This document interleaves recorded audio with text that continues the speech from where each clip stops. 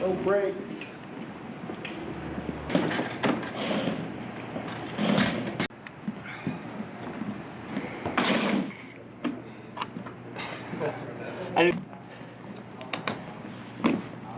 Yeah, see now the whole thing's picking up and it's not bending right there. Oh, yeah. Eyes down, pull it your way. 15 minutes on them, but no, you always. It's full as a fall, right? Yeah. Oh, okay. That's what I thought was happening from the beginning, so he'll. You know what that is? So. Right. Here, go Falcons!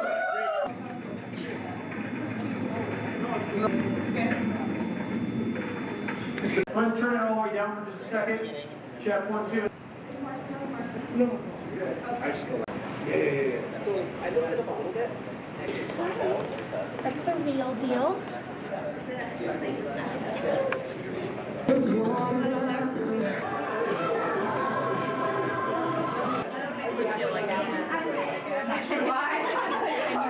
Thank you. Okay, come here, boys. Hi. There. Oh, 8, yeah. This is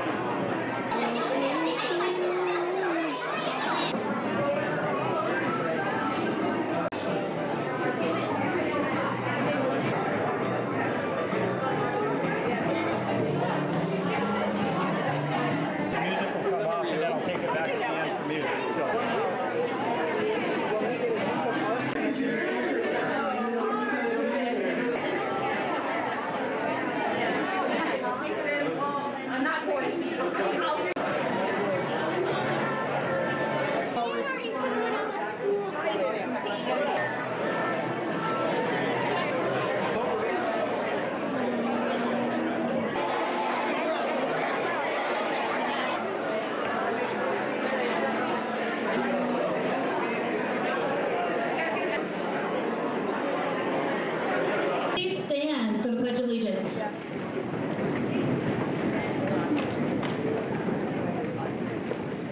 I pledge allegiance to the flag of the United States of America and to the republic for which it stands, one nation, under God, indivisible, with liberty and justice for all.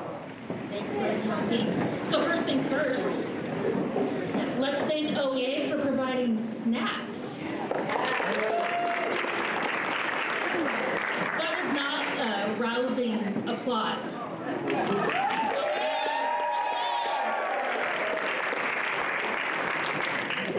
All right, well, thanks for coming together to help us think about what ready for college careers and life really means in Orting. So in July, I learned about redefining ready at my National Superintendent Certificate Program, led by Dr. David Schuler.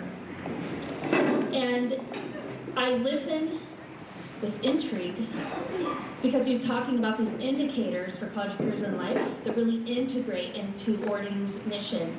So we came back in August, I was fired up, and in August before school started, we had a Ready for Kids campaign.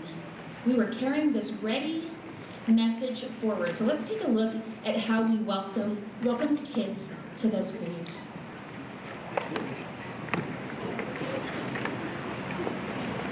Welcome back, students. The buses are ready to roll. Welcome back, students. We're looking forward to picking you up on the first day of school. Some of the unsung heroes at the Orting School District, the ones that we don't normally see during the school year. These people work hard all year to give us children of Orting School District a safe, clean environment to learn in. Everybody step out.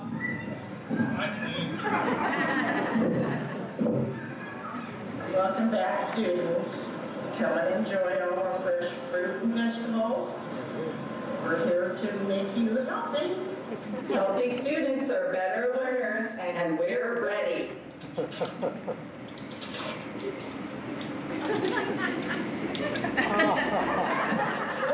back, students. We miss you. Hi, I'm Mrs. Couch, principal of Orting Primary School. And I'm Mrs. Cottle, assistant principal of Orting Primary School. And together we want to welcome you to the 2016-17 school year. We're excited you're here. Welcome back, Ptarmigan Ridge students. Mountaineers. We're gonna climb to new heights this year. We've been getting ready all summer and we are excited to see you. We will see you all soon. Welcome back, Orting Middle School Falcons. We missed you. We're ready for you to come back. Yeah! Hey Falcons, we're excited to see you in a couple of days. Looking forward to a great year. Go Falcons! Welcome back, Cardinals. We'll see you Tuesday. Go hard! Committed to ensuring that each Orting student is college Ready! career and life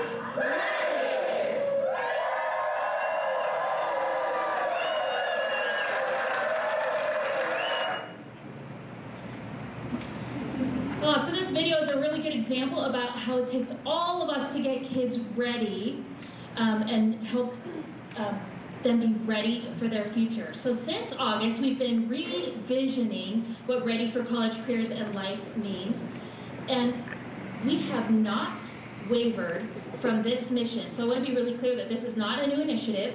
We still have the big, do you all know how many? 4. We still have the big 4.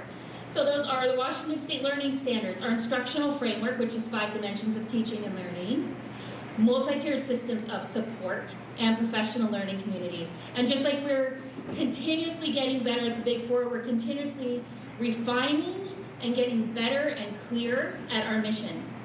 So that was some of our big August work, and in September our school board adopted the Redefining Ready indicators that we're going to learn more about today as our district's direction.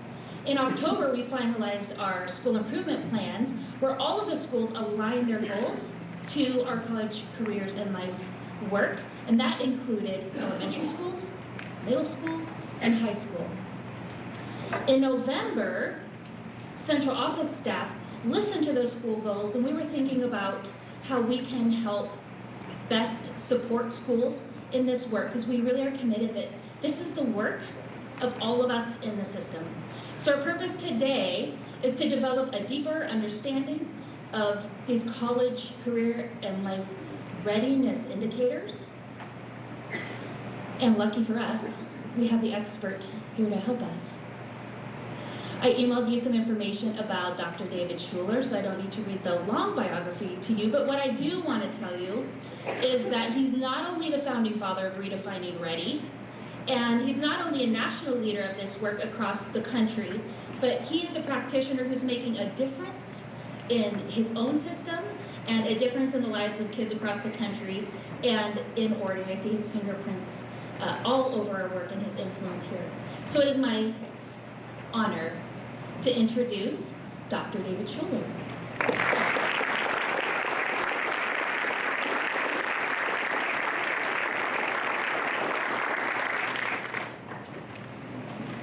Well, thanks so much. It is such an honor for me to have an opportunity to be here with you, share a few thoughts, and kind of walk you through how we got to where we're at with Redefining Ready, and probably most importantly for practitioners and people in this room, some implications for practice at both the elementary, the middle, and the high school level. When we started this work, we were thinking back to when the Elementary and Secondary Education Act was first approved back in 1965 and signed into law by President Johnson. And that law was all about providing access and equity to every child who walked through our schoolhouse doors. And the reason that was so important is because of this slide right here.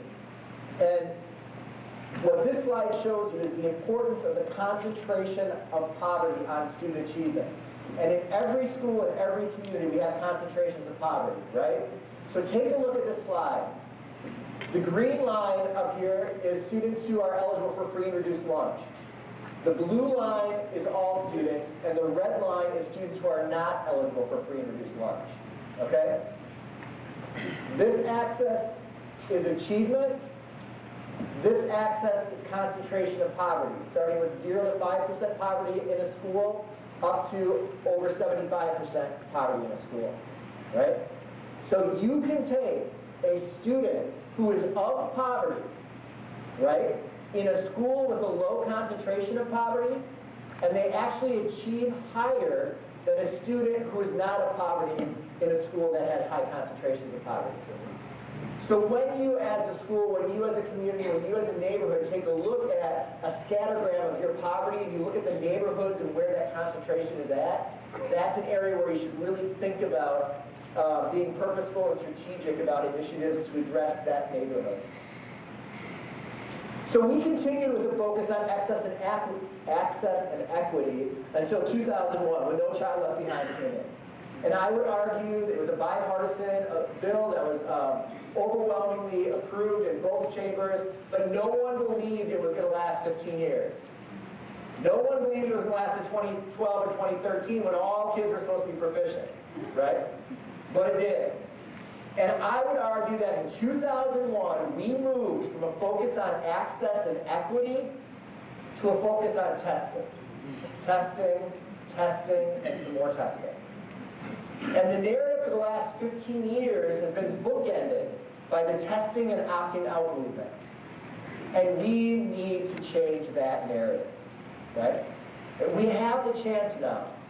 With the Every Student Succeeds Act, which was signed by President Obama on December 10, 2015, we've got a shot at moving a little bit back towards focusing on access and equity. And we have a shot at moving away from accountability being only how a kid does in the sitting of one test, right? So when you look at the data, all right, and this is what really got me fired up to start this initiative about a year and a half ago. ACT says in my district, 47% of students are college ready, college and career ready, right? They meet all 4 benchmarks. That's absolute baloney, right? I don't know the numbers that you have at Orting, but I guarantee you the numbers that ACT and SAT tell you that are college and career ready isn't close to how many of your kids that are being successful post-college or post-high school, right? We know that 79% of our kids are going back to a second year of college, right? So think of that misleading number, right? That 47% is unfair not only to our kids, it's unfair to you, your parents, your schools, and your community. And so we needed, and we embarked on it, on a meta-analysis to say, what does the research actually say about what it means to be college and career ready? And the only thing we went into the project with was this simple thought. We all learn differently. The students in your classrooms learn differently. Our kids should be able to demonstrate readiness in a variety of ways. Okay? Why would we ever want, as the world's greatest global economy, to graduate kids from high school that all look exactly the same? And yet that's exactly what we're expected to do when we were all supposed to make sure that kids were able to excel on one test. And yet you all know, regardless of your role in this school system, you know that our students are more than just a score. And they're more than the number they are on a test. And it's unfair to public education in this community and this country to minimize and devalue the work you do with kids for 12 years down to one 3-hour test. That is not fair to you. It's not fair to your parents, and it's not fair to those kids. And it's time we stand up. I'm telling you, for the last 15 years, education organizations stood in a circle, facing each other, shooting down everybody's idea, while the national narrative was formed outside of us. It is time we turn around and we all shout from the mountaintops, we as practitioners know what's best for kids. We as practitioners know if a kid is college and career ready. You as practitioners give the grade the child earns. Right? We'll talk about that in a second.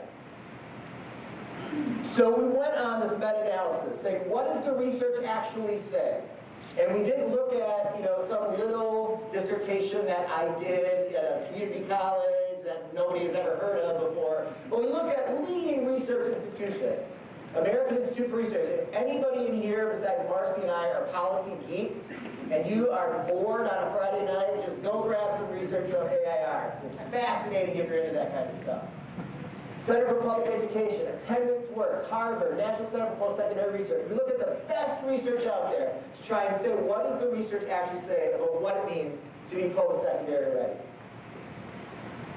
So AIR talked about, back in 2013, multiple indicators for success are important, including absences, attendance, dual enrollment participation, 3 or higher on AP exams. It's so important for our kids to fill out those FAFSA forms, right? And those are at the high school level. You know now that FAFSA forms are available even earlier in the year. So we have to be thinking about how we'd host FAFSA completion nights to ensure that they get those forms filled out. You all know if you're in AP school and you have AP experiences at the high school level, how important it is and how tightly it correlates to post-secondary success. And we spent some time talking, I had that great opportunity and honor to talk with your leadership team today about how it's everybody's responsibility to make sure that that scaffolding is in place age 3 through graduation so that there are all these opportunities to move diagonally through your curriculum. And no one is ever stuck in a path that they can't get out of, because that's just not fair to our kids. And this is one that you know better than anybody, right? And yet our policymakers will not accept it. Grades predict grades, tests predict tests. Hands down, the tightest correlate to future success is how kids did in that previous class. Now, at this point, I usually have somebody, if I'm talking to a state board of education or the chief state school officers, raise their hand and say, but you can game the system and teachers are just going to inflate grades. And I push back really hard on that. And I say, our teachers are professionals. You show me any sort of research that shows systematic grade inflation, and we can have a conversation about that. But you know what, you're not going to find any. Because no one gets into teaching to give a kid a grade they don't deserve. That devalues your profession, that's not who you are, it's not who your peers are. Now, are there some isolated incidents of people gaming the system? Absolutely. Are we a perfect profession? Absolutely not. But show me a perfect profession and then we can have that conversation. But until then, we're going to let the research guide this work, and there's no research that says you or your peers inflate grades on a regular basis.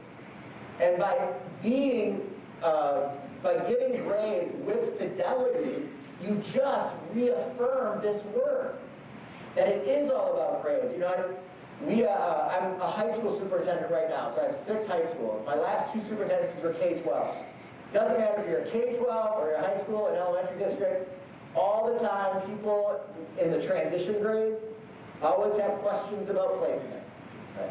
So in my current district, our 8th grade teachers and our 9th grade teachers are always talking about how it's important that we have a placement exam that kids take.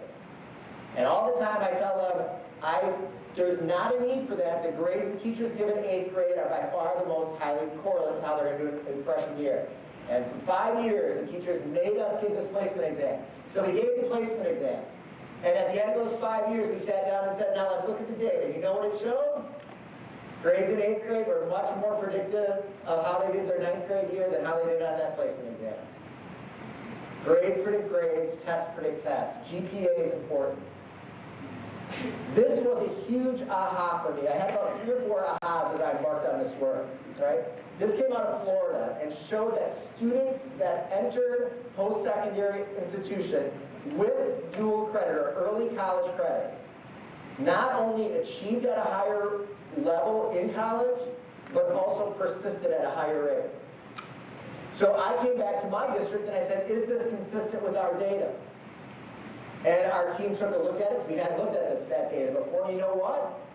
It was consistent. So how does this impact our practice? Right? It was an obligation of mine to try and find ways to remove barriers and to create more early college dual credit opportunities for our kids. Because I know if they're going to go, and they're going to likelihood that they're going to go back for a second year, and they're going to achieve at a higher rate, why wouldn't I want to provide that opportunity for success for those kids? Right?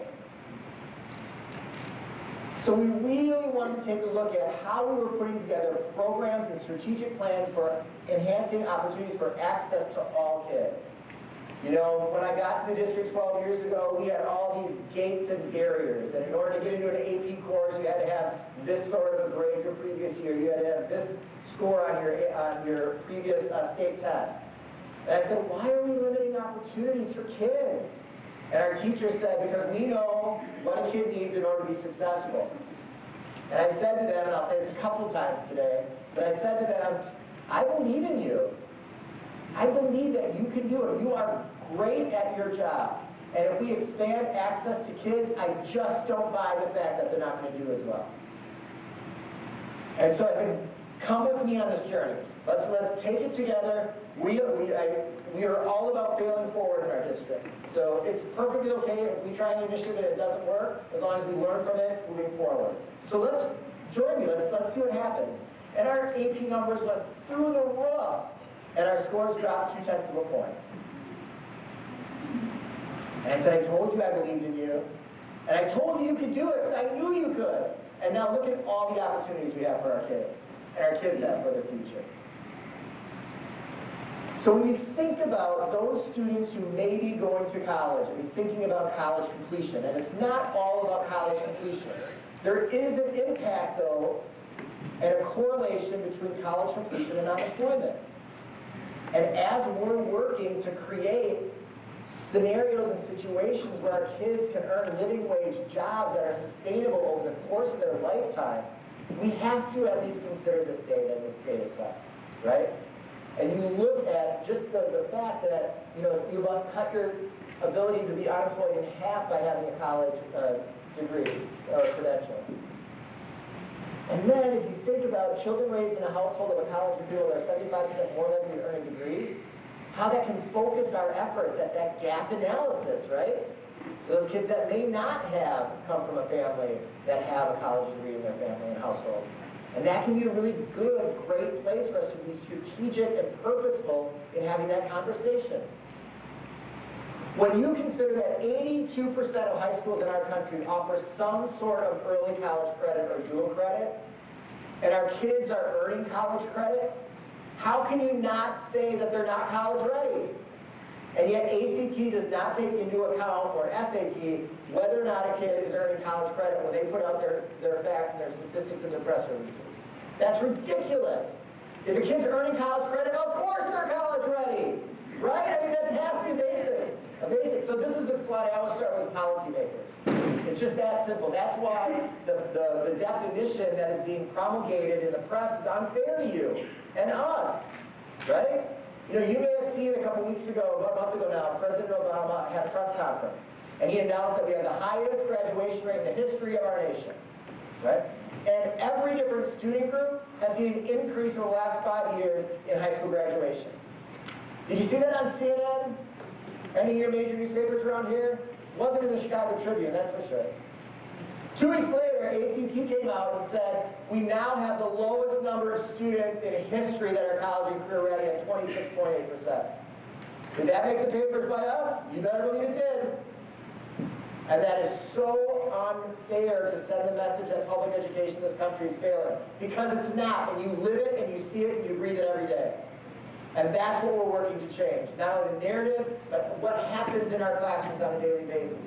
To change the trajectory of our children and their families' dreams. Because that's what it's all about, and that's why you got in this business to start with, right?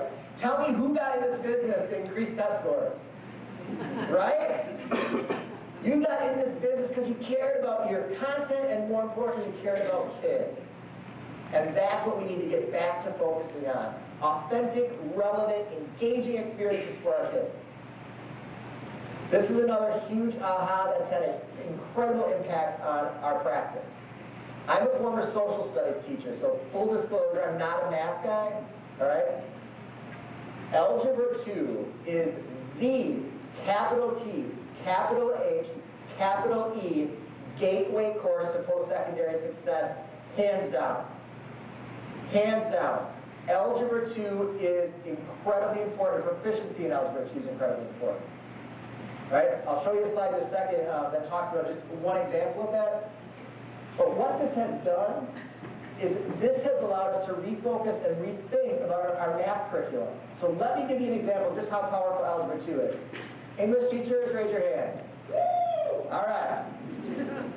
Algebra 2 performance in high school is more tightly correlated to English majors, English grades in college than their English grades in high school. Don't ask me why, I'm just telling you what research says, right?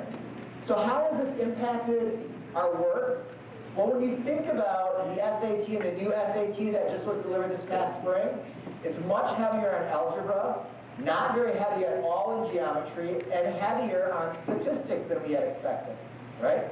So how do we rethink that math curriculum to ensure every child who walks through our doors has access to be proficient in Algebra 2? And why is that so important? Because that can't just start at 9th grade. Again, it has to be that K-12 sequence and scaffold of classes that ensures if a kid starts to veer off from and not staying on target with math as they're going through their sequence of courses and grades, that we find a way to on-road them back or on-ramp them back. All kids, regardless of level. So we have our students that have some cognitive delays, and we just decided last week their junior and senior year will be a 2-year Algebra 2 course. So we're removing time as the constant to ensure that we're providing access to every kid to access Algebra 2. So this research study that the diploma project did looked at the age band of individuals from 40 years old to 45 years old, okay? 40 to 45. And they said that Algebra 2 tightly correlates to highly paid professional jobs or well-paid white-collar jobs from the age band of 40 to 45. Now, if you're making good money between 40 and 45, chances are you probably did okay before that, and you're probably going to do okay after that, right? Algebra 2 is critical. Algebra teachers, go get them. It's on you. EPIC out of the University of Oregon has done the most research in international baccalaureate program. This is a national initiative, which is why we include the IB program in the presentation. You know, for so long we spent time talking about career readiness, you know, but there hasn't been any organization or group that's really pulled together the research and created indicators identifying career readiness success. So we took a look at this data. And we go all the way back to 1988 when probably half of you weren't even born yet, right? But the Grant Foundation talking about the 20 million non-college bound youth being caught in that massive bind that can deny them entrance in society. Now think about the fact that the vast majority of individuals who do not go on to a 2 or a 4-year degree program remain in the community in which they live. So it is incumbent upon us to ensure that they're career ready and they can access living wage jobs over their work life, right? That's really, really important. So we have to be thoughtful and look at what the research says. Attendance Works has done tons of research and found the line for chronically absent students being about 90%. And just look at that number, that impact, right? Only 11% of students who are chronically absent made it to a second year of college. 1 in 10, when compared with 51% of students who had better attendance records. Why would we want to sentence our students to a life of non-completion, right? So what does this mean? You know, this means all of our teachers, elementary, primary, middle, are emphasizing the importance of schooling, not just with kids, but with their parents, because the kids usually want to be at school, right? But it is important early on for kids to make sure that they understand and families understand the importance and value of being at school on a regular basis. This was another aha for me. Community service fulfill class requirements enhance the average odds of college graduation by 22 percentage points. 22 points.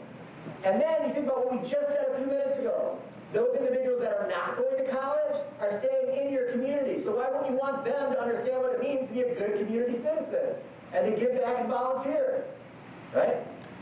So what has this done, again, for our implications for practice? We've had to rethink what happens with some of our social studies curriculum to embed community service and service learning opportunities within our current core curriculum. And that's been an awesome opportunity for us to have those conversations. So we pulled all that research together, packaged it together, and created the indicators that are on page 5 of the handout that you have. And I reference page 5 because it's really hard to see up here on the screen. All right. So the first thing to share with you as you're looking at page 5 is we are not talking about college or career ready. All right? It's college and career ready. Why? Because we have totally drank the Kool-Aid that you might be able to earn a minimum wage job upon graduating high school and not be college and career ready, but you are not going to be able to earn a sustainable living wage job over the course of a lifetime without being able to access some post-secondary education. I am not suggesting a credential or a degree for everybody. But if you think about the military, how do you move through the ranks? You take tests and you take classes and you demonstrate proficiency, right? And you can go about almost any different job in this country, and you need to be able to access some sort of post-secondary education if you want to be able to learn that living wage job. So I was giving this presentation about a month ago, and I had somebody in the back that they were really smart, and they raised their hand and said, well, what about a farmer? I said, are you kidding me? If you want to be able to make it as a farmer today, you better be able to know about soil and seeds and crop rotation and water. You have to be able to access extension courses at a minimum in order to make it. Right? Everybody. Now, can you earn a minimum wage job? Yes, you can. Right now. But my last superintendency was in the middle of Wisconsin. And you could have graduated from Stevens Point High School and went to work for the paper mill, and you could take care of your family without a problem, which was great, until the paper mill got bought up and closed down. And we had a whole group of workers who had been led to believe that all they needed to do was graduate from high school, and they would be fine. And they weren't, and neither were their families. Because our reality, the reality we're living in right now, is the world in which we're living is going to reinvent itself several times over our kids' work lives. We have to be able to develop in them the creativity, the questioning, the critical thinking skills to be able to adapt to whatever the new world becomes. Right? And that's why not teaching to a test makes so much sense. Right? So, in order to hit the college readiness indicators, you need a GPA of 2.8 on a 4.0 scale plus one of the following. Where did we get the 2.8 GPA? Columbia University out of New York has done the most research on GPAs and cumulative GPAs. And their research would indicate that if you earn a 2.8 GPA, you should be able to access with success 100-level college courses, entry-level freshman college courses. So with a 2.8 GPA, there should not be a need, regardless of anything else, for any sort of developmental or remedial courses post-secondary. North Carolina and Florida have implemented the grade point average and have found it to be very, very, very successful. And then one of the following: an advanced placement exam with a 3 or higher, advanced placement course of an A, B, or C, a dual credit college English and or math with an A, B, or C. Why do we pick English and or math? Those are the two biggest barriers to college success. Freshman level math, freshman level English in college are the biggest barriers to their success, right? The highest level college developmental or remedial English and or math with an A, B, or C. So how have those two impacted our practice? We worked really hard with our local community college and our local universities to say, instead of your placement exam being accepted for 6 months, which is what it used to be, our kids used to take it as seniors, right? They now take it as juniors, and it's allowed to be accepted for 18 months. So our juniors take the test, the assessment, the placement exam. If they test into a credit-bearing course, they take it their senior year while they're with us, a dual credit English or a dual credit math. If they don't test into a credit-bearing course, we run them through that developmental course while they're with us for a full year. Or we can run a first semester developmental course, and if they do well, they can then take 101 or 103 their second semester. I would much rather have you teaching that highest level remedial or developmental course than a college professor. You know your kids better. You know how to provide the safeguards, the structures, to ensure that they're going to make it through. The other thing that does is it guarantees a 4th year of math, right? And that's really, really important, right? And if you're a school or a district that has students that are coming in that are really advanced math-wise, look at how many of them are taking senior level math courses. What we're finding at some of our really high-performing high schools is our kids who are really, really smart but don't love math get through their math course by the end of the junior year, and the only options are like differentiated equations or Calc 3, and they're not interested in that, so they don't take it. And then they get to college, and they really struggle in math. And the highest number of kids that don't go back for a 2nd year didn't take senior level math. And I'm a social studies guy. I was hoping the research would say something different, right? But it didn't, right? So that Algebra 2 proficiency, again, A, B, or C, and like I said, as you're thinking about those conversations, think about removing time as the constant and looking at a semester, 2 semesters, 3 semesters, 4, whatever is necessary to ensure every kid has the opportunity to be proficient in Algebra 2. And then IB exam. Now you can still do well in the SAT or the ACT, right? I mean, that should be a way to demonstrate readiness. It just shouldn't be the only way to demonstrate readiness, right? And then we included, if you see under there about halfway down the page, talking about additional factors that contribute to college success. Again, A's, B's, and C's. Enrollment and career pathway courses, all research-based, college academic advising, college-bound bridge programs, senior year math, completion of the math class after Algebra 2, whatever in the sequence is after Algebra 2. I should mention that when we are trying to be as transparent as possible as we walk through this process, all of the research supporting this work is available on our website, redefiningready.org, because we want people to really take a look and dig into the research.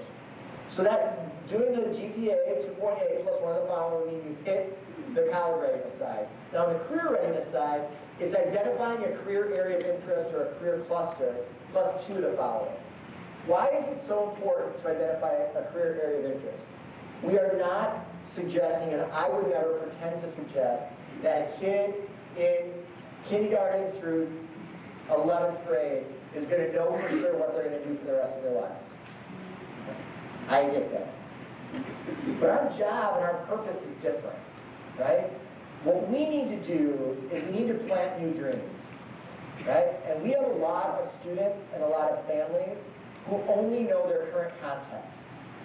And they only know what they know, right? So the example I give all the time is, I have 2 children, both adopted, and our son Gavin, we brought him from the hospital when he was born. And after about 8 months, we got a call from the agency saying we have a 2.5-year-old little girl who's being abandoned by her mother. Will you consider raising her? What are you going to say? Nah, contact somebody else, right? You're not going to do that, right? So of course. So a little bit of a backstory on our daughter. Her mother had her while she was in jail. For the first 2.5 years of her life, she got passed around to family member to family member. She never slept in a bed by herself, had never touched grass. She has 6 birth siblings that the mom kept, only gave her up and abandoned her. The only thing that all the individuals with whom she stayed the first 2.5 years, the only thing they had in common is they all did hair. If you choose your hair by choice, that's awesome. Our daughter knew nothing different. That was the only thing she knew. So for the first 6 to 8 weeks she was with us, she sat on her bed brushing a doll's hair. She knew there would be no other additional trauma. She knew she wasn't going to get yelled at, and she could just sit there and be herself. So she's now 6, and she wants to be a scientist, right? Which is awesome. That wouldn't have happened if somebody wouldn't have been continuing to plant seeds in her that she could be something other than what she saw. And that's why you're all so important, right? It doesn't matter your role in the organization. Everybody can plant dreams in the minds of kids and their families. And that's what we have to do from a very early age on, right? So we have a bunch of students in our community. On the northern half, we have multiple generations living in the same apartment. And on the southern half, we have multiple generations living in the same trailer. And they only know their context. They know that everybody in that household needs to contribute to the income of the household, right? And that you're going to do what we've done and what the generations before you have done. That's how you're going to contribute, right? That's reinforcing that generational cycle of poverty that exists in so many corners of our great nation, right? That we have to break. So think about it. If a counselor or a teacher goes to a family and says, you know what, give us your kid for 5 years. They're going to rack up huge amounts of debt, and they may come back and get a job, and they may not. But if they do, pride is not going to be in the community. That's not too appealing to that family, is it? Right? But for us to say and to dream differently, we take all of our freshmen and all of our first generation kids and their parents on a college visit. So the parents can start dreaming differently, right? We'll talk about some of the partnerships we have that knocks years off of college and that creates debt-free college options for kids. Because what that does is it allows us to plant new dreams in the minds of those families. And if I can get our kids in 4th grade, in 3rd grade, in middle school, and in high school thinking beyond graduation, we win. Then we become aspirational and planting and growing the seeds of hope in our kids' minds and their families. And that's why it's so important that everybody thinks about that and asks kids what they want to dream about being when they grow up. Right? I'm sure many of you like me, I have no idea what I'm going to do when I grow up. Right? I'm loving my current gig, but who knows what's going to happen. Right? But I know whatever it's going to be, I'm going to love it, and I'm going to make it into something that I'm really passionate about. That's what we want to do for our kids. So we require in our district all of our kids to identify a career area of interest by the end of their sophomore year. And then we will guarantee them an experience in that area of interest their junior or senior year. And we think that's really important because what we need to do, and I know what you guys have already bought the Kool-Aid or drank the Kool-Aid, in thinking about it, we need to make a significant mindset shift, right? We are no longer about preparing kids for the next grade. We are no longer focusing on high school and then we're done, right?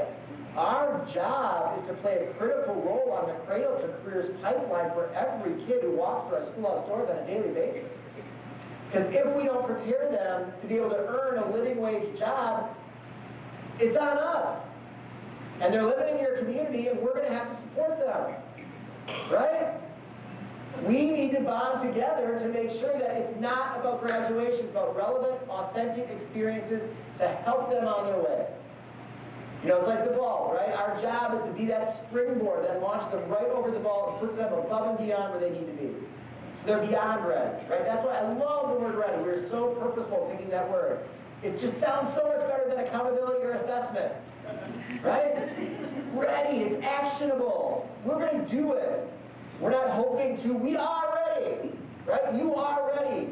Your kids will be ready. That's what it's all about. And then in addition to that career readiness indicator, 2 of the following indicators. 90% attendance. Usually when I do this, somebody who's a former dean or aspiring to be a dean raises their hand and says, I don't think 90% is high enough. And I said, I always say back the exact same thing, I don't care what you think. We said from the beginning, research was going to guide this work. Research says 90%. You may want a higher target. That's awesome. Go for it. But you know who does this research? Attendance works. That's all they study is attendance. So I'm going to rely on their research a little bit more than what you think. And then you should put the second. In addition to that 25 hours of community service, we talked about the importance of that already. A workplace learning experience. There's a lot of conversations we were putting that together. I fought really hard to keep that word learning in, because it should be a workplace learning experience for our kids. And providing opportunities for them to get out in the community and learn from the community and the greater community, right? It has to be a regional community, especially if you're in a community that doesn't have tons of industry, right? We need to be able to partner regionally to provide opportunities for all of our kids. And there has to be a willingness for people to do that. And we're going to talk about some of the examples of that in a little bit that I think are really cool. an industry credential, right? I know you guys have a lot of work with industry credentials, do a lot of work with industry credentials. I get pushback on this sometimes from people saying there are different levels of rigor associated with different industry credentials. And I say, yes, you are right. And it doesn't matter to me, the rigor of an industry credential, as long as that industry credential is in the pathway in which that student wants to pursue. Because I understand there's a huge difference in rigor between a sanitation certification and an A+ certification.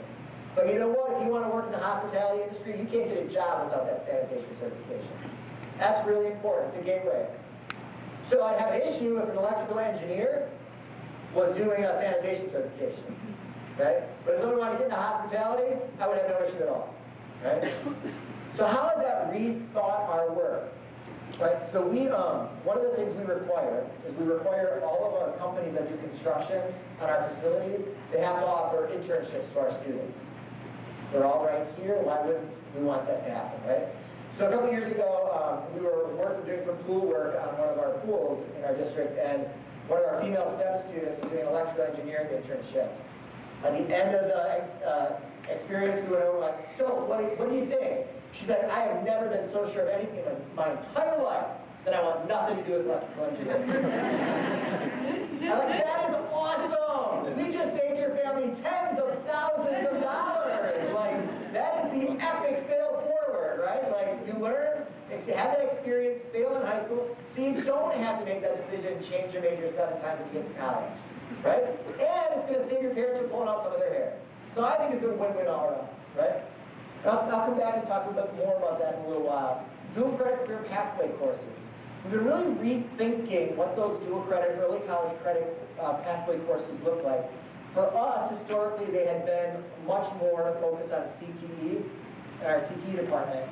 We're really now reimagining that, and we run early college credit in all of our cores with our teachers teaching, along with in some of our pathway programs that are not necessarily CTE, in some of our entrepreneurial classes, and then some of our ed prep practice classes, and I'll talk about that in a little bit. And then 2 or more organized co-curricular activities. You know, we talk about co-curricular activities all the time as being really important, but no one ever pulls it as part of a metric. And the reality is that relationship between a conductor and a musician, or a coach and an athlete, often much more tightly mirrors that of an employer-employee than that of a teacher-student. That has to count. That has to count. So if you hit the college readiness indicators and the career readiness indicators, you'd be considered college, career, and life ready. I know districts such as yours are working on life readiness indicators too. The life readiness indicator research is still emerging.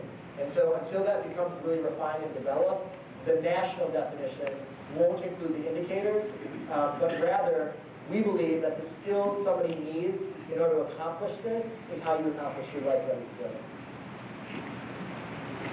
So then what we did, you can't see this at all, and I can email it to anybody if you want it, but this is really powerful stuff. So this is, we created a matrix that allows you to look at the data and triangulate the data, all right?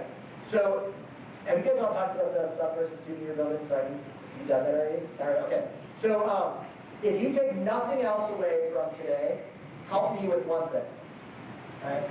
We need to eliminate the word subgroup from our vocabulary.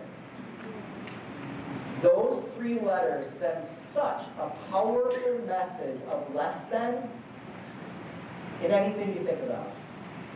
And I've been fighting the department for 8 years now to get them to change it from subgroup to student group, because aren't they all our students? And by devaluing them, by calling them sub, when sometimes they're in the majority, right, sends a really strong, powerful, and negative message. So help me get rid of that vocabulary and just talk about our students as student groups. But what this allows somebody to do is to take a look at different variables against each other.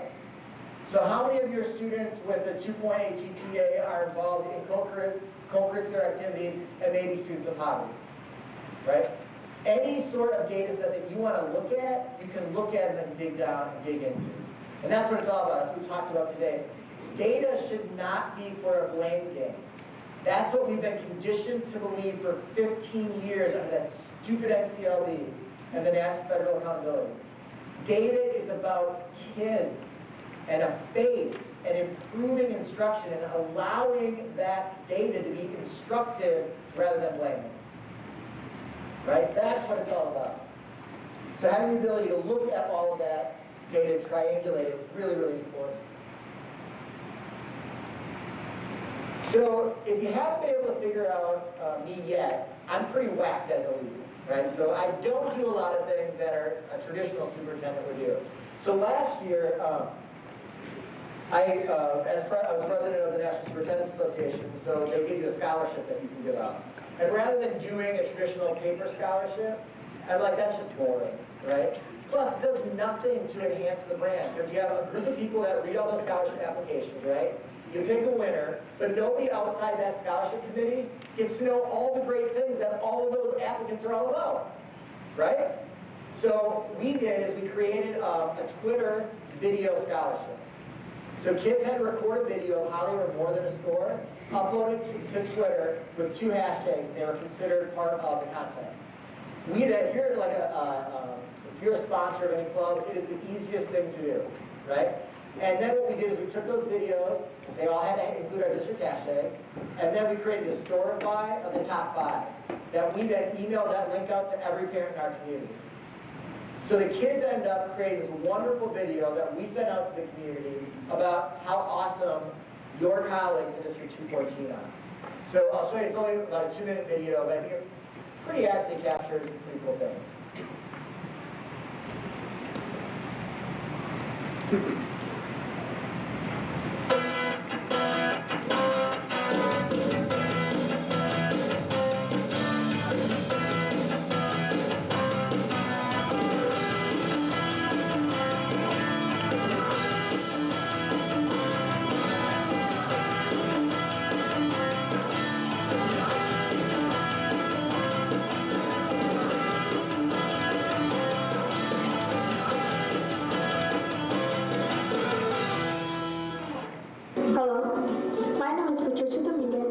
Redefining Ready. I will become the first member in my family to attend college. I'm extremely involved with my community. I volunteer with charities like Feed My Starving Children on multiple occasions. I was involved with an educational exchange program within a town school. Throughout high school, I've taken multiple human growth and preschool classes. This year, I've been admitted to the National Technical Honor Society. I've been involved in an internship that has helped me in my future education and career.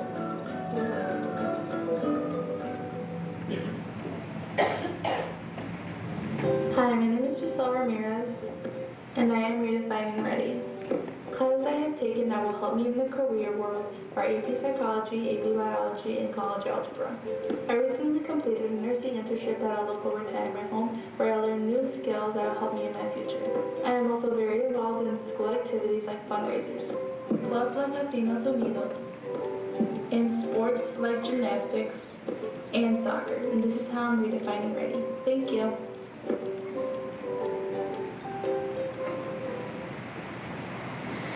Hi, I'm Roach and I'm redefining college and career readiness. Using industry CAD/CAM software, programming and operating CNC machines, manual machining, using CNC platter, using CNC laser cutters, building copper analyzed and high knowledge wheels, being part of technical and academic honor societies, and multiple industry certifications. Forward to college and career ready.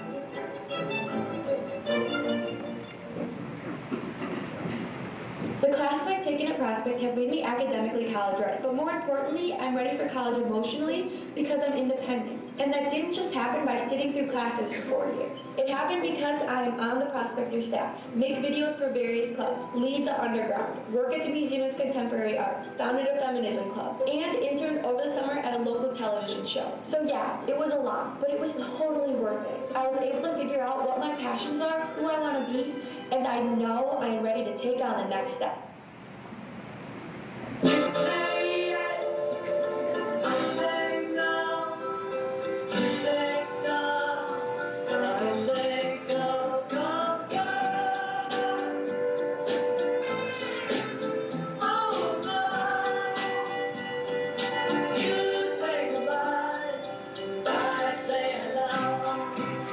Hello, hello. I don't know why you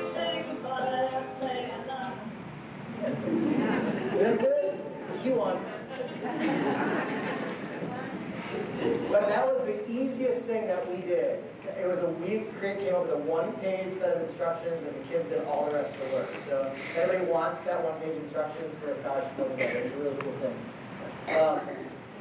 So then, as we were talking about the career clusters, this is kind of our focus, right? We spend a lot of time talking about how are we ensuring that our school and our classes are relevant, and everything about our schools and our classes are relevant.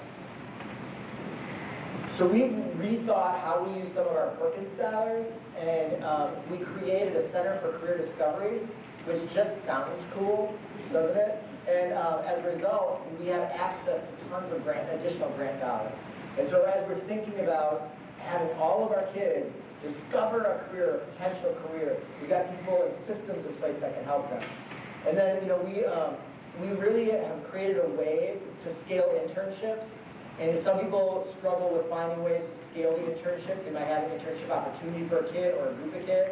But if there's interest, I'm more than happy to talk with anybody about how we did that and how we track and manage it. But it's really, really cool. I mentioned our AP and our access to college credits. Last year, our kids, we had 12,000 kids, so about 3,000 seniors. They earned 25,000 early college credits. Because we've really been rethinking and graying the line, right? That's all I'm talking about, right? Accessing opportunities on that Cradle to Careers pipeline. We have to find ways to do that and pull that off. So one of the opportunities we did, and you can tell I'm uber happy about this partnership with the smile. I didn't realize how big the smile was until I saw the picture the other day. But we have a huge teacher shortage in this country, a huge teacher shortage, and even fewer individuals of minority and diverse candidates that are entering education.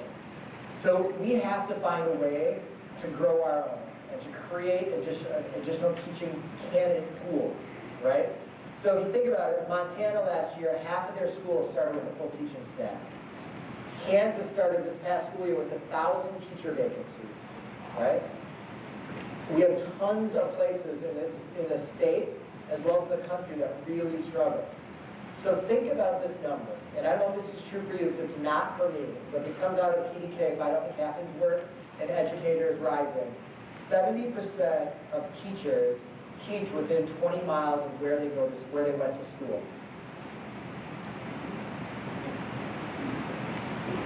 If that number is the case, and I have no reason to doubt that PDK would not put out authentic information, isn't it kind of incumbent upon us then to create a system to grow our candidate pool while they're with us, right? Because they're ours, right?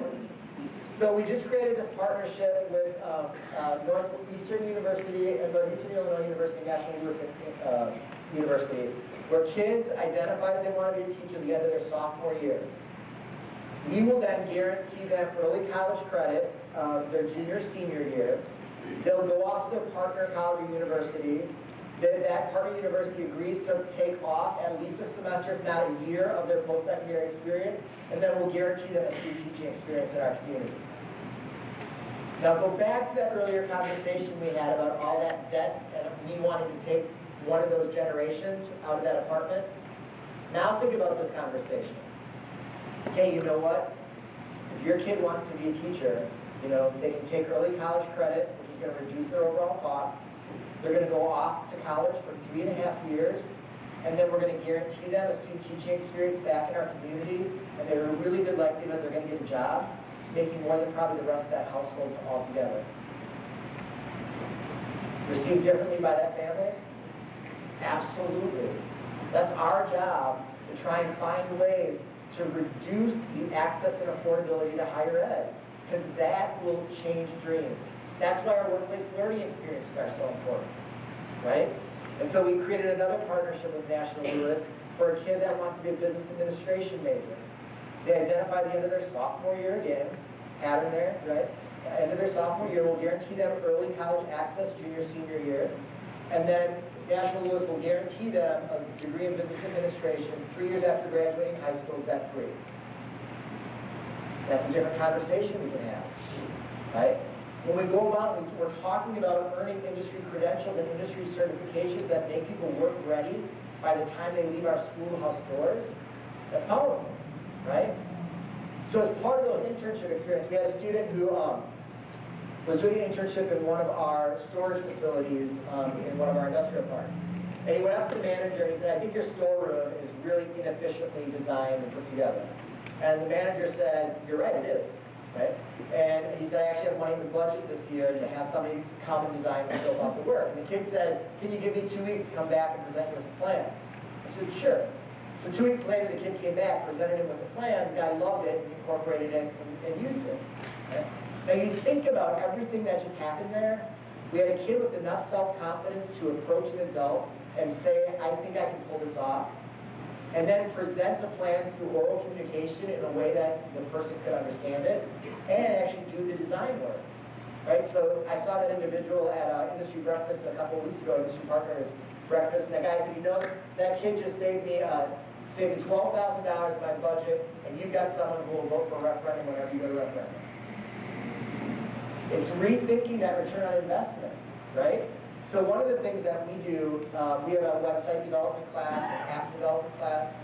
Instead of those kids developing a project on their own, they adopt a small business in the community that can't afford their own website or their own app. The kid designs the app. At the end of the course, it's always the same thing. The business owner continues to give a couple $100 or whatever to the kid to maintain the site or the app. The kid gets a little bit of extra money. The business owner gets something he would have never gotten before, and I get a lifelong supporter of the district. It's rethinking how we can contribute to that overall community. And so that's what we're always talking about when we're thinking about those pathways and those opportunities. So this is one that I'm so proud of. We have any world language teachers here? Too bad, because they're going to miss out. So we had our Italian teacher took a group of students, and this is, what's important not is that this is a world language, but that anybody can do this, all right? So at any level, right? Any level. Oh, you know what, before you do that, let me go back to this for a second. One of the things that we do with our Ed Prep Academy, which is our Grow Your Own Teacher program, our kids are in schools, in elementary schools, middle schools, and high schools, depending on where they want to go their junior and senior year, doing observation, doing some lessons. And our elementary schools all ask that our kids come in and teach them on a professional development day how to use technology in their classrooms. And when we do our surveys at the end of each of PD, the one that hands down gets the best ratings is the kids teaching the teachers, which is just awesome. It's just so cool. All right, so we have this mentality now that everybody is encouraged to fail forward, think outside the box, and look for opportunities for partnerships. So our Italian teacher was in Italy with a group of about 12 students talking with, and just happened to run across a guy who was a businessman, an olive oil business owner, who wanted to break into the US market. So she came back and said, I think we have the potential for an international career pathway. And I said, you're nuts, right? Like, how are we gonna pull that off? But we worked with our world language teachers, with our business teachers, with our law and equity pathway teachers, and this company in Italy through our world language teachers. And 2 weeks ago, we just opened up and are running 2 kiosks of selling olive oil in 2 of our local malls. And that was teacher-initiated, teacher-led, awesome. So one more, and then I'll move on. But this is a fun story for me. It wasn't fun at the time. But about 5 years ago, we were still teaching info processing and keyboarding in our district. And I brought in our info processing and our keyboarding teachers, and I said, we're going to eliminate that as a requirement. It was a required course. We're going to eliminate that. And I said, our kids know how to use keyboards. They're good to go. And they said, how are they going to ever learn how to do an Excel spreadsheet? And I said, the same way I do. They're going to Google it and then watch a YouTube video. But they're not going to remember that anyway. I said, but here's my deal for you. Right? I'm not going to reduce any staff this year. Right? Your job is to create classes that students want to take next year. And they came back with some entrepreneurial classes, entrepreneurial development classes, a coding class, and a Shark Tank class. Which we used Shark Tank, and then we got one of those cease and desist letters. So now it's called Startup Showcase. Very interesting, very interesting. So we created this the Shark Tank experience in class, and our kids are doing unbelievable work. So our last 3 winners are all making hundreds of thousands of dollars and are in mass production of their product. we have 2 girls right now, 3 girls right now at Buffalo Grove High School who created a skunk aid product for when your pet gets skunked, because there's no pet competition out there for that, right? And so they created it, they're in mass production right now. Mr. Fix-It from WGN TV just announced it as the holiday gift to give, and it's now on sale at all Ace Hardwares in the greater Chicagoland area. Sophomore and junior in high school, okay? That's crazy. But once you get going with something like that, it just takes on a life of your own. Like, we don't have to do anything for course registration in that space anymore. You know, kids know they have the potential to make hundreds of thousands of dollars while they're in high school. That's a pretty good thing, right? That's pretty good marketing and branding for them. But it's been an awesome opportunity. So Karen, this teacher, one of our teachers in that space, was talking at a workshop a couple weeks ago, and she said, yeah, I have to tell you, when Dave first made that announcement, I totally hated him. And I'm like, I know. You do not hide that very well at all, Karen, but that's okay, you know. And I told him at the time, like, look, you guys are so much more than FFF space, JJJ space, right? And she's like, you know, I have to admit, I was totally cashing it in when I was teaching that class. I am so fired up. I'm so excited to be doing this work. I'm learning more every day. I'm giving so much time. I'm working almost every Saturday. She said, I didn't work one Saturday when I was teaching in the class, I said. And I'm like, how cool is that, right? This teacher was totally reinvigorated because she got to reimagine what she was doing. And it all fit within our parameters and our goals. You know, so it's so cool to be able to do all this exciting work. And we didn't do this all in 1 year. This took us a little while. We picked one pathway first and slowly built it out. Right now, we're in the process of finishing up our law and equity pathway. And so there are places that have law pathways, but not necessarily law and equity pathways. And it was really important that we kept that tied together, because we don't need to create more white male lawyers who are out of work, right? But we do need a criminal justice workforce that's reflective of the diversity of our communities. And that doesn't exist right now. And so we're really working hard for everything from court reporting to bailiffs, probation officers, police, fire, as well as law, to ensure that every kid has access to whatever opportunity they want to dream about. And so I gave to Marcy earlier, I'm more than happy to share with anybody who wants. We created a career pathway booklet, so all of our families can dream together.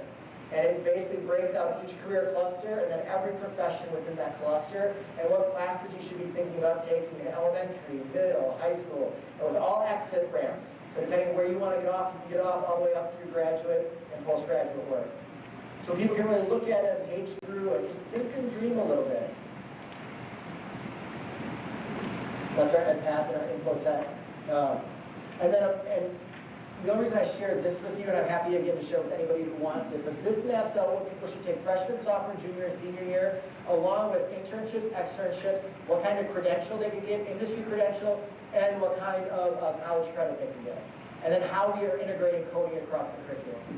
If you're like me, coding is, man, I thought I was spot on there. Coding was going to be the next slide. It would have been so perfect, but it's not. This way, here we go. Coding is really the next digital literacy that our kids are going to have to know and understand as they grow up in order to be able to really compete and live in the.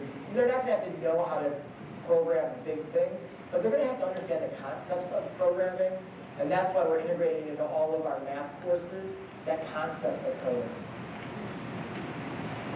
So we implemented last year an initiative called the Power of 15. The Power of 15 says that every child who walks through our schoolhouse doors will have access to a minimum of 15 early college credits before they leave. Doesn't mean they all take advantage of the opportunity, but every kid has access, period, end of discussion. And that's been an awesome, awesome challenge and opportunity for our staff and for our kids, right? And what our staff, especially our student services staff, love about Redefining Ready is a lot of their kids can make the indicators. They can hit the indicators. But when we were talking only about a test score, some of them could hit it, but it just wasn't even in the realm of possibility for others. And so how are we getting them to dream differently? You know, as on our transition program, our 19 to 22 program, they're all out in businesses doing some work. While they're with us, we're partnering with some of our elementary schools, going down to about 3rd grade. We run micro businesses in all of our schools. Everything from adopt a plant, where the kids go in, a teacher can request a plant, and if the kids will go in and make sure the plant's on the right shelf, getting the right sunlight, that it gets enough water twice a week, or whatever it needs to do, up to running a coffee bar or the school store. And it really is dependent upon the level of student, but every kid is getting access, and it is so cool to see how excited they are and how excited they feel being able to participate equally and actively with the community. Because we can't create tracks of kids where kids can't move between and out of a track, right? So I was telling Marcy earlier, I was an idiot for, well, I still am, but for the first 10 years of my superintendency, I was totally asking the wrong question, right?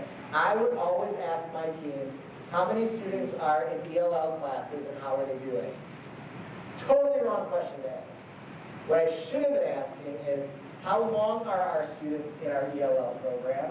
What is our expectation as a system for how long they are in that program? And how successful are they once they leave the program? That's two totally different mindsets. And I have one elementary school right now, district, that I would argue does not do right by kids. They do not exit kids ever from their ELL program. And that creates the significant divide from a rigor as well as just the ability to interact with their peers. That's not fair to those kids, their communities, or their families. Right? So we need to make sure that the questions we are asking are the right questions, right? And if we have a long-term English learner, what is our plan? What is our plan? So the reason why we looked at 15 credits for early college is 15 is kind of that line of demarcation, right? We know if kids hit 15 credits, they're by far more likely to finish. It's just that simple, right? 15 is really, really important. So when we looked at the data, and we saw that 51% of freshmen at our college credit who completed their 15 credits at Harper, right, did not come in with 15 credits, completed them at the community college. A quarter of them graduated from a four-year college or university. You double that for the kids that come in with 15 credits already. So again, what does that do for us? It ensures that we have to make sure we're giving opportunities for kids to access early college credit. Why does this impact elementary and middle? Because the only way they can do that is if they're on track when they get to the high school. And that's why our curriculum has to be so tight. And it's got to be scaffolded. And it doesn't have to be exactly the same. Please understand I'm not suggesting that. Right? Everything should not be exactly the same. But you guys have incredibly powerful PLCs from what I've heard. And if you have PLCs that are being implemented with fidelity, and you look at the data, not only the generation of those assessments, but the feedback on how those kids do on the assessments, you're in an awesome place. I was at a PLC about 3 years ago, a math PLC, up at Buffalo Grove High School, and they were looking at the results of an assessment. And this one teacher was just beating himself up because his kids had missed like questions 11 and 12, which were about this one concept, at a much higher rate than the rest of the PLC did. And he could not understand, could not understand, could not understand. Break up, everybody goes back to their rooms. All of a sudden, 3 minutes later, he comes running down the hall. I figured it out, I figured it out. I was gone for a golf tournament for our golf team that day, and I wrote the notes wrong for the sub. I'm like, tell me anytime you've seen somebody run down the hall, excited to say that they screwed up. Right? But that PLC was so tight and had so much trust in each other that that was a safe place for him to share that. And I just thought, at that point, I'm like, all right, I think we're good to go with our PLCs being implemented with fidelity. Now we just have to maintain it. I talked about our iPhone apps and our websites already. Here's just the number of dual credit enrollment and how it's increased over the last couple of years because we've had this huge focus on the Power of 15. Really, really important to us that we keep that focus going. I talked about the one thing I'll mention here is because of the location, the community in which you live, if you are interested in this industry credential workplace learning experiences ideas, it has to be regional, but it doesn't have to be full-blown internships, externships. More and more places are going to micro experiences, which may be a week, which may be 2 weeks. Just like more and more places, AT&T, a lot of the big, huge international, multinational companies are going to micro-credentialing now, which is really exciting work. but this is an opportunity to scale where a kid doesn't have to commit an entire summer or commit an entire afternoon to traveling long distances, but they can still have that learning experience. So, I talked a lot about failing forward, right? This may be my most epic fail yet. And I say yet because I definitely will have more before my career is over, right? But we decided that we are going to create a TV series as a district. So we've run for a long time a class of practical architectural construction where we either build a house or we remodel a house. The last couple of years, because of the housing market, we've been building tiny houses and then trying to sell them to vets at a very reduced rate just at cost. In our community, that's a struggle because there's all these laws and rules against tiny houses in the greater Chicagoland area, so that's been a little bit of a challenge for us. But this year we decided, why don't we partner our practical architectural and construction pathway with our mass communications pathway. So we bought a house in downtown Arlington Heights that we're going to renovate. So our kids are going to do the renovation work, and then our mass communications kids are going to do all the filming, editing, telling the story, the scripting, and then we're going to put together 10 to 12 30-minute episodes that at the end of the summer or the end of the spring we're going to pitch to a couple TV stations. So I thought I'd show you, it's only a minute long, our short recruitment video for High School Flip.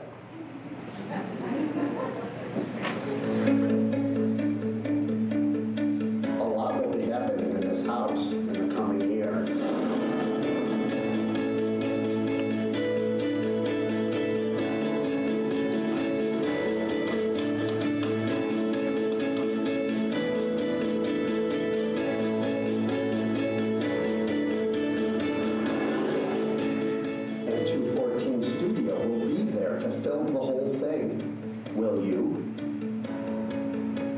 Interested in a career in television production and would like to produce a TV show, join 214 Studio as we embark on a student-centered experience in broadcast media. For more information and to apply for the program, visit d214studio.org. Has the potential to be really cool, but you can totally see that it has the potential to be a total epic fail. But we're excited about it. We're excited about it. So the conversations we're continuing to have are with institutions of higher ed. National Louis University is our first four-year institution that will be accepting Redefining Ready for admissions into their university, which is awesome. And so now we're in that space. I was just appointed to the Community College National College Career Readiness Task Force. So I'm hoping Redefining Ready will become the template for placement in the credit-bearing courses in college, because that would be awesome as well. So I'm hopeful that that's going to happen in the next 6 months. There will probably be 6 to 8 states across the country that adopt or adapt Redefining Ready for their state implementation plan for ESSA. And that's really exciting for us because we have research partners now with Northwestern University to really dig in and study the implementation of this work. We've just created I don't even know if you know this or not, but we created a national steering committee for Redefining Ready. Out of the 12,000 superintendents in the country, we invited 20 to participate, knowing we could only limit ourselves to 12. And Marcy was one of the 12 people that are on the national committee for this.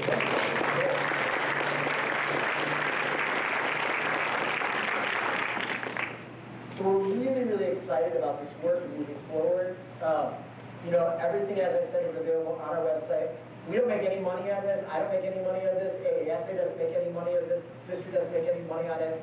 We really, truly want to change public education in this country for the better. And you didn't hear me talking much at all about standardized tests, right? It's not about the tests. And it's not about checklists. You know, I really need you all to please internalize. It's not about just those indicators for the sake of checking them off. We need indicators that allow you to change practice. And without indicators that allow you to change practice, we're going to continue to have testing be the only measure of accountability. And I know there are a number of states, I don't know where Washington's at, I'll find out more on Friday when I meet with a group of regional superintendents and other leaders. But if your state is looking at chronic absenteeism as the other indicator for your state accountability, make sure you get into the weeds and dig into the weeds on that. Because the reality is, while attendance can increase and improve, and I'm confident that it will, that we're working on it together, at some point you max out. And so if the focus is solely on growth, you're never going to be able to continuously show growth. It's the same thing that happened with NCLD, right? At some point you're going to max out. There needs to be that threshold. So I really am concerned about states that are using that as their model. So if that does come out with your model, and if your principals or directors suggest pushing back a little bit on that, help us push back. And one of the things that I want to ask you, and then I'm going to give you a little bit of time just to talk with your neighbor a little bit, but you probably saw about a month ago the results came out for the PISA test and how we slid even further in the world rankings, right? You all saw that? Any chance the media has to destroy public education, they want to do, right? Can somebody tell me, when was PISA first administered? Guess, just guess. 84? 87? 69? Most people think like right after Sputnik. The first administration of PISA was in 2001. So you need to help me with something else. We've been told for the last 15 years that our international standing has gone down because public education is getting horrible in this country. I can make a really strong argument that our sliding in the PISA scores has less to do with public education and more being forced to implement a stupid law called No Child Left Behind that held our hands inappropriately to where they needed to be, right? So when you see that, when you hear your neighbors or people talking, you push right back. You push right back. Absolutely not. That is not a fair characterization of public education in this country. It's a reflection of the impact No Child Left Behind had on us, long term.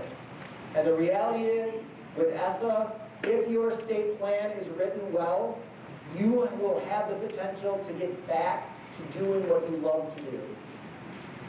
Because I mentioned earlier, right, elementary teachers, right, all of you, think about when you were first and second grade, and your principal would come in, and she or he would say, how many of you love your teacher? And all the kids would raise their hand, right? And then the principal would say, how many of you want to be a teacher? And half the class would raise their hand. Remember that? Now, if you do that in classrooms around the country and you ask first graders that, you get 3 to 4. And I think that says something, right?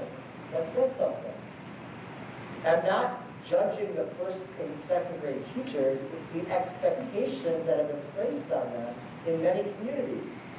So I mentioned I have a first grader, right? So last year she was a kindergartner. And I was not expecting this at all, by the way. And I'm a superintendent, right? So starting at the end of first quarter, every Friday she had a spelling test. Every Monday she had a book report due. And she had 3 computerized-based standardized tests that she had to take. At which point, we got letters from her principal saying, please make sure that they have a healthy breakfast and they really focus and try hard. So I go to parent-teacher conferences, and the teacher says, well, she's doing well in everything, but her fine motor skills could use some development. But give her scissors! That's what we used to do, color cut, right? That helped fine motor skills, right? Instead of making her do a book report. And I said, look, honey, I love you, Malaya. I just want you to have fun playing on the computers today. Because for us, for all of us, this is a marathon. It's not a sprint for a given year, right?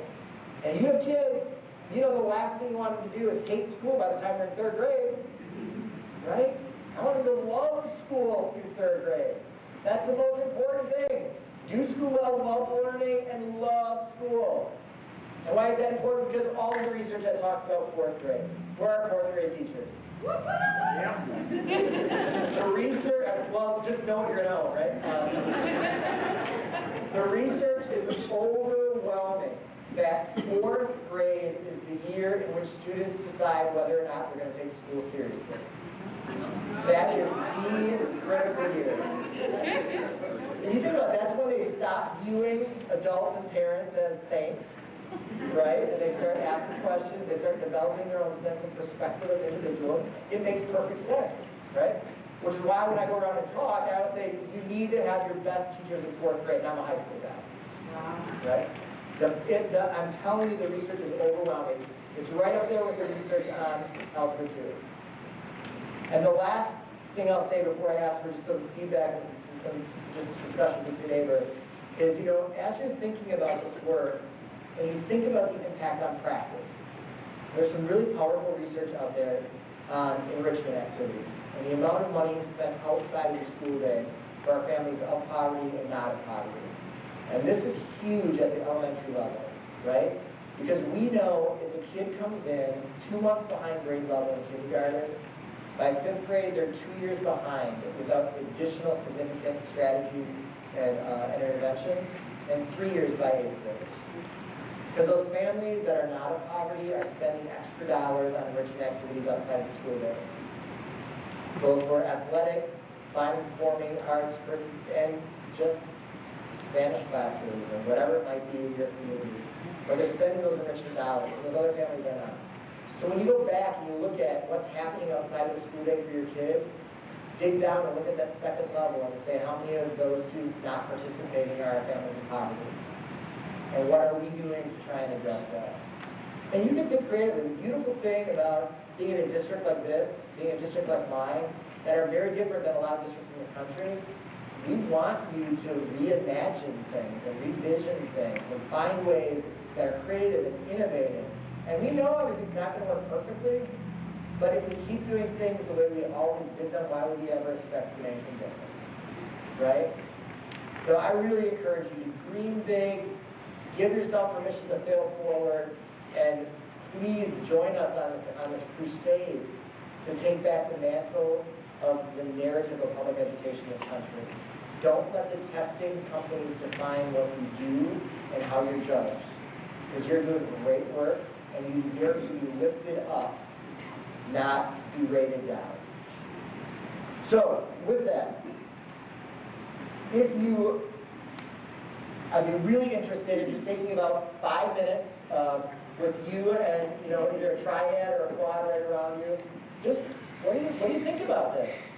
What would be your biggest fears or anxieties? What do you think the community would react to it? How do you think they react to it?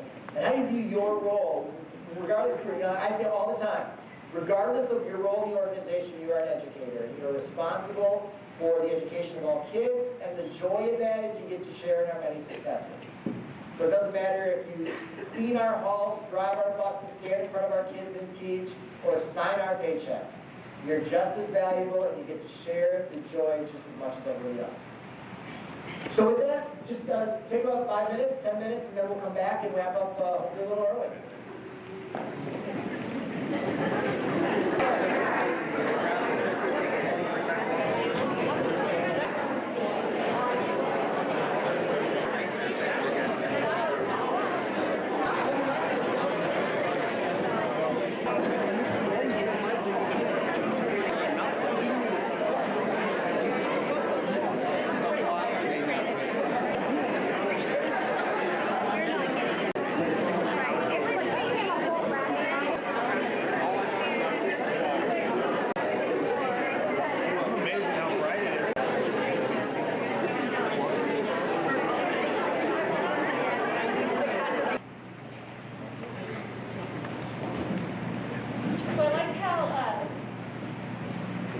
Dave set me up with that. I'm going to send you home early.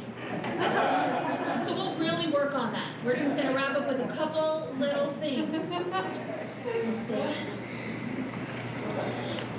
So I love listening in on your conversations and the energy around ideas and thinking, so thank you for that. At this time, principals, come on down. We're going to hear from our principals they're going to share a few words.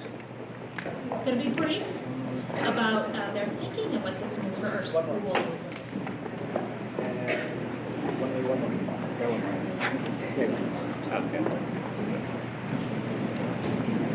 Okay, Lori, come on over.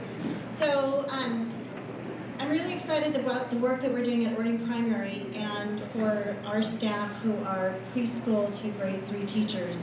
And we know that our work is very complex and sophisticated. We know that we are really working on those foundational skills for our children. And we're helping our students learn how to do school, and we're helping our parents learn how to do school. And it really takes that village concept as we prepare our kids, and that thinking about the cradle to career and college and life, that pathway, and realizing that it's each and every one of us who does this work. And so I really want to honor that from my office staff to my fabulous custodian today who helped a little second grader transition into her new classroom, and the bus drivers who really work with our kids. They're the first greeters of our students, and thinking about the children who are waiting to come into our preschool program, and just everyone's kind of moral imperative to take care of our kids. And so I want to thank you as we really work hard to ensure that our kids are in a very loving, caring environment, that we're preparing them so they are ready for that next journey, that journey into that intermediate, and then also understanding the importance of our work as they move to the middle school and high school. And that work begins at the elementary school, and it begins coming in through our doors as they enter. Lori. So I'm pretty jazzed. I feel a little tall. Sorry, Lisa. I'm pretty jazzed about Dr. Schuler's message because it aligns so much of what I have seen in my first few months here in the Orting School District. I see, and I have the fortunate opportunity to be at OPS as well as PTR. And when I'm in classrooms, I am seeing students being served by need and really focusing and making sure that every day counts for each and every one of our students. And I really tag in, where's Dr. Schuler at? I want to look at him. Where did he go? Oh, right there, with your ideas of dreams. And that aligns so much with my belief of creating endless possibilities for each of our students. And really, in our elementary school as well as our primary school, we are creating and generating that endless possibility with those foundational skills, because once they have those foundational skills, they can build upon and go all the way through our K-12 system and off to be able to do whatever they dream. And it's just those endless possibilities that we're creating for students. So right now, give yourself a pat on the back. I see it every day, and I'm really proud to be here at Orting supporting our kids. So go ahead, pat yourself on the back.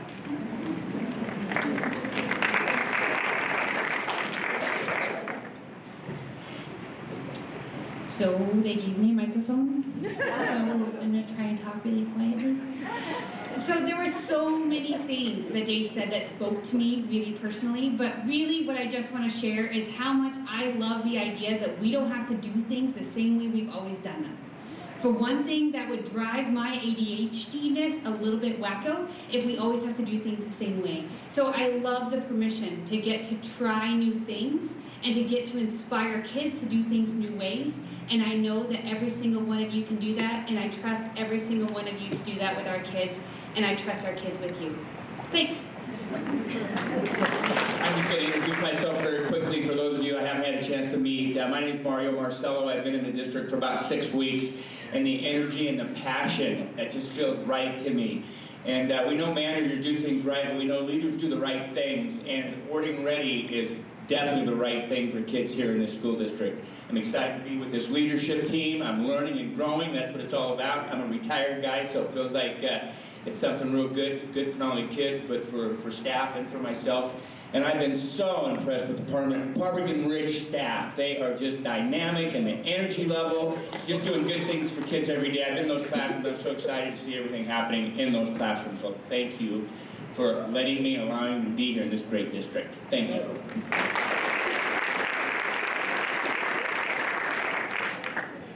Some of you don't know me, I'm Dave Slagle, I'm the principal at Orting Middle, and just got to tell you, Dr. Schuler, you have a believer. We've, as a staff, and I'm talking about one of my staff members who, in response to one of my email invitations and sort of celebrations of the event, said he was having some casual conversation, and the reply from the person, 2 hours for Ready? Really? What is that going to look like? But going over and listening to my staff and their private conversations, they're absolutely on board. A lot of the metrics we looked at, we're really excited about the opportunity to engage in what that looks like articulating backwards into the middle school experience and really map that out. And so that's going to be something that's really going to inform our work for the remainder of the school year.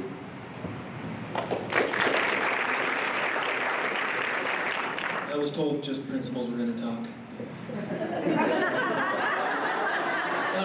So some of you are skeptical about Dr. Schuler, as I was. what is this guy? What's his deal? So I looked him up. I looked into a lot of his work. He's done a lot of interesting work around student and teachers and taking care of the whole child and rest periods and what we do with kids to take care of them and not just test them to death, which showed me a lot of his heart and what he does as a superintendent, as a leader. So that helped me really buy into some of his Redefining Ready work. So I urge you guys, if you want, Google him, right? And look up what some of the work he's done. It's really amazing stuff. What we're going to do at Orting High School is we're looking to getting this into the community by maybe doing a Cardinal Scholar program, which I'm hoping to get some information from you about, and getting an honor cord attached to kids who meet these standards and maybe exceed these standards and represent our town and honor them at our community ceremony. So that's some of what we're doing.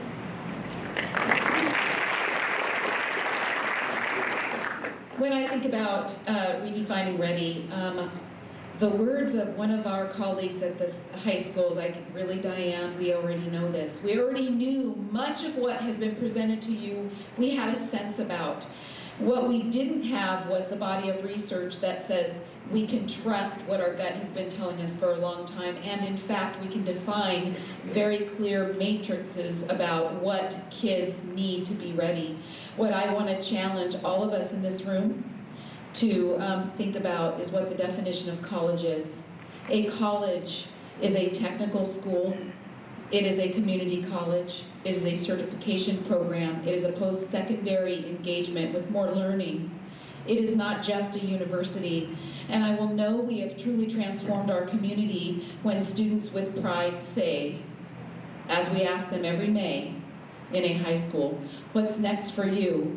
And they eradicate the word just. And they no longer say, well, I'm just gonna go into the military, or I'm just gonna go to Bates Technical College. But they say with pride, this is my pathway because the experiences that I had in Orting K-12 prepared me for that decision, and that's what's right for me. That would be my true aspiration. All of you are innovators. There is no prescription here. It is looking at our young people and saying, what could we do to raise the ceiling? What could we do to offer them an entry point into challenging work? What could we do to enhance quality core instruction through 5D, through our standards, through PLC work, through our MTSS? It lies in your innovation and trying new things, and that's the most exciting work. As we think about these indicators, we think about our big four, and I think about my high school staff, our high school staff, and that moment of handing a diploma. What have we done to really help our kids and our community see the sky is the limit, and Orting has made them ready.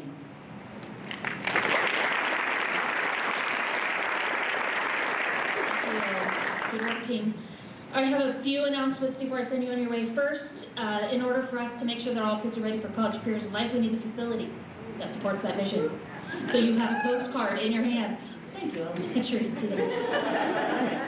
We need 4th grade classrooms for this class. February 2017. Valentine's Day, in fact. We're running a bond to accomplish 3 things. First, we have to relieve overcrowding in our elementary schools. So we're going to build a new elementary school. We'll add a cafeteria to PTR.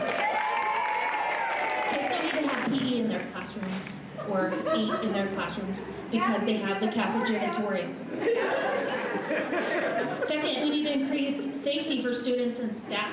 So we'll be improving safety measures in all 4 of our school buildings and all of our facilities, so that'll help and impact all of us.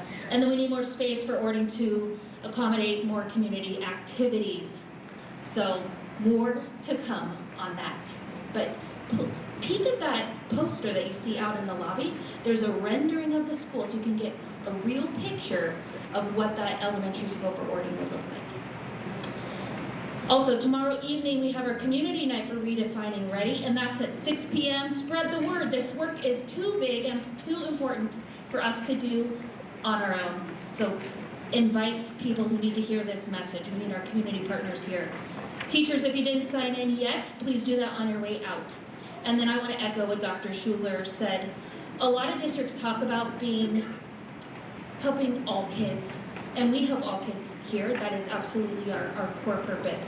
But Orting is different because we care about each kid. I know you, and you know those kids by name, and you know them by need. That is what's special about Orting. So you're special about Orting. I love you all. All right, so to wrap us up, let's hear what our students have to say about being ready for college, careers, and life.